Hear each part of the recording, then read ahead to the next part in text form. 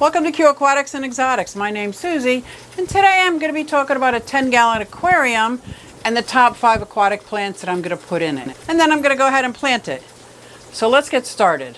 So come along with me, it's SuzyQue. Hey. First of all, I want to talk a little bit about a 10-gallon aquarium. It's still considered a nano aquarium, but it's still substantial enough that you want to make sure it's a sturdy table that you're going to put it on. 20 inches by 10 inches by 12 inches. And it can get up to about 100 pounds because each gallon of water is 8 pounds. So that's 80 pounds plus my substrate, my rocks, my gravel, and whatever all decorations I put in. I round it up to about 100 pounds. I'd make sure that that 10-gallon aquarium stand is sturdy enough to hold 100 pounds. So that's the size of the 10-gallon aquarium. Okay, so we're going to start off the 10-gallon aquarium with the Eco Complete. So I like to put a pretty good size substrate to start with. I'm going to be topping it off with some pebbles because I really like the look of it. The 5 aquatic plants that I would put in this aquarium, I'm going to start off with the ones that are going to go in the back of the aquarium. My number 5, Eusterylus stellata or the Pothos Stamen stellata. This is a stem plant. There's so many reasons why I love stem plants, but this one could grow 10 to 20 inches. And you might be thinking, what? The tank's only 12 inches. But as it gets up to that 10-inch mark, I'm going to cut it back by 2 inches because it's a stem plant. The bottom part's going to get bushier, and I'll be able to take that top part, move it over a couple inches, and propagate it. I like it because it's got the short pointy leaves. They're like opposing all the way up the stem. And it's a nice light green. It adds a flavor to the greenery in a planted tank. Now this plant's actually from Southeast Asia and it's an aquatic perennial herb. It can grow immersed or submerged. We're growing it submerged. So one bunch comes with about 4 or 5 stems on it.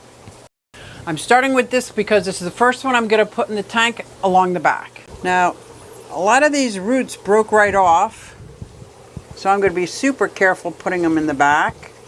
I'm putting them down about 1 inch. I have yet to master the tweezers, and I'm okay with that. So these are going to go in the back in the middle. This rock is going to be 1/3 up here. So what I'm doing here is I'm actually making a hole with my finger. It's like paving the way. I put my finger farther down. It paves the way for the stem, and then I backfill it in, you know.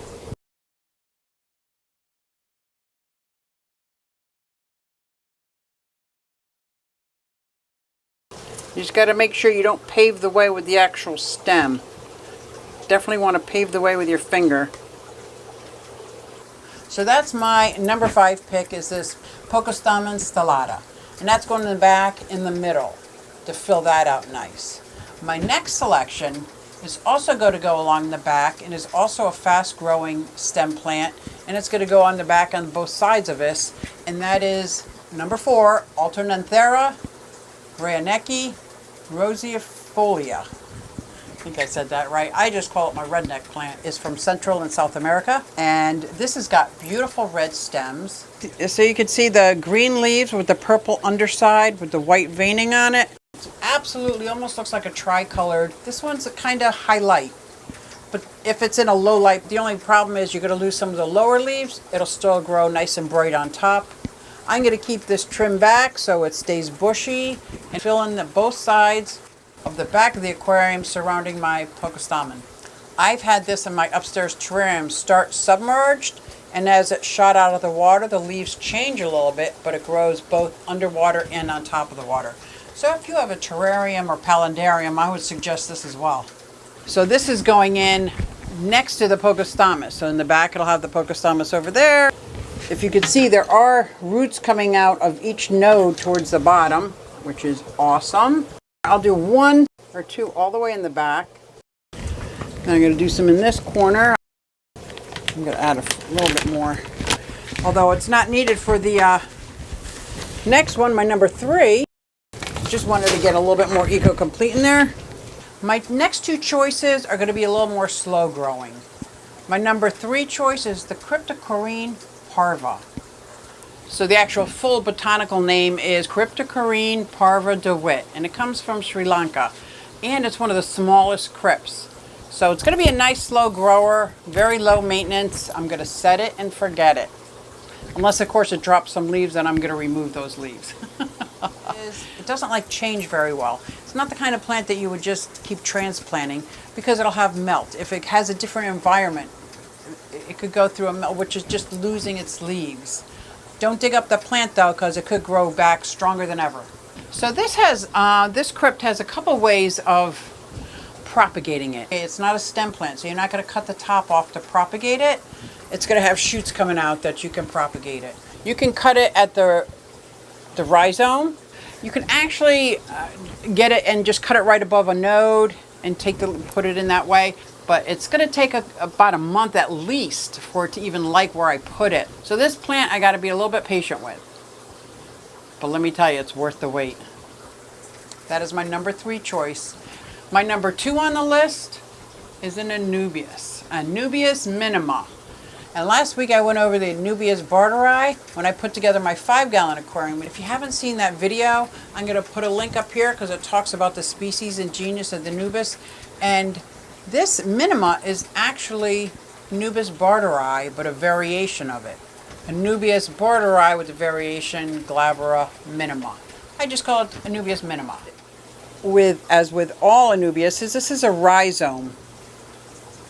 This is a rhizome plant, so I'm going to make sure the rhizome is not in the substrate, but the roots can certainly be in the substrate, and I will put these along the rock that I have in there in the middle of them. I'm going to put these along the rock in the middle. These leaves can reach to be like 6 to 8 inches, which is perfect for this 10-gallon tank. Now, because it is an Anubis, like most other ones, it can be grown in a terrarium immersed or in an aquarium submersed. Very versatile, very hardy. I like it. There are a lot of fish that just don't nibble on it, but there are some that will. I'm staring down my severum right now. Just tearing up my Anubis caucifolia. And another thing I love about these Anubis is that they're low light. They're low light and they can be a flowering plant. And because this is such a slow grower, it's susceptible to spot algae. So you can minimize that with a better water flow going through it, or every time you do water changes, make sure you wipe off each leaf. Make sure you remove any spot algae as it starts so it doesn't build up and hurt the plant.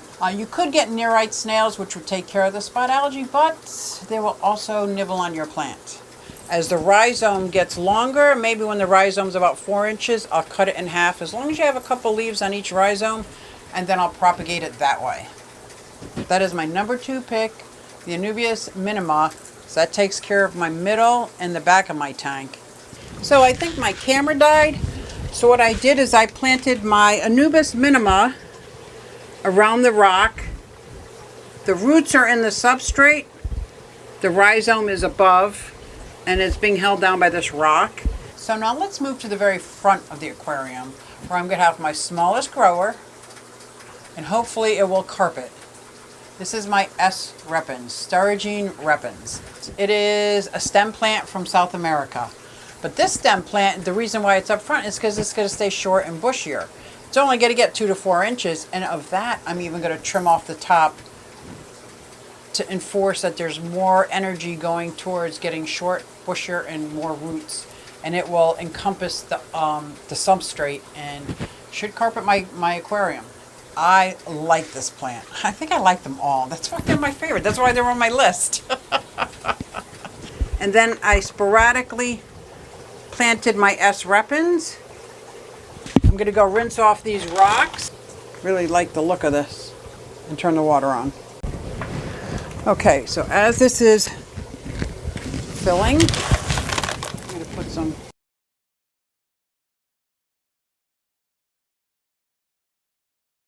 then I scoop out the floaters, because there's a couple floaters. I'm going to get a net because they're tiny floaters. So with my Alternanthera, I'm going to start off by cutting them down. I'm going to cut the ends off of all of them. There's roots here. Here's a node.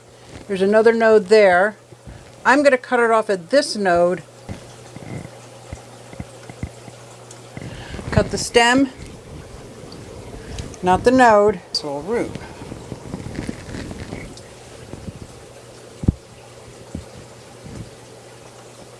I'm always trying to get a little more out of my buck. I don't know why, but I really like these pebbles on top of the substrate. Now I'm just making sure there's nothing buried under the pebbles. That looks good. So my number 5 was the Pothos Stamen. My number 4 was my redneck. My number 3 was the Crypt parva. My number 2 was the Anubis minima. And my number 1, Reppins. So those are my 5 top picks for this 10-gallon aquarium. Now, all the other plants that I used to decorate the 2.5-gallon aquarium a couple weeks back, or last week the 5-gallon aquarium, would all be great picks for this tank. So now that you have probably about 15 plants to choose from, I would love to know, or you could come up with your own, which plants are you going to put in your 10-gallon aquarium? So those are my 5 top aquatic plants that I would put in this 10-gallon aquarium. And stay tuned for next week where I tell you what fish I would put in this 10-gallon aquarium. Thanks guys, and I'll see you next time. Hey, everybody, it's SuzyQue. Hey, everybody, it's SuzyQue. Nah, hey, everybody, it's SuzyQue. So come along with me. Said I'm SuzyQue.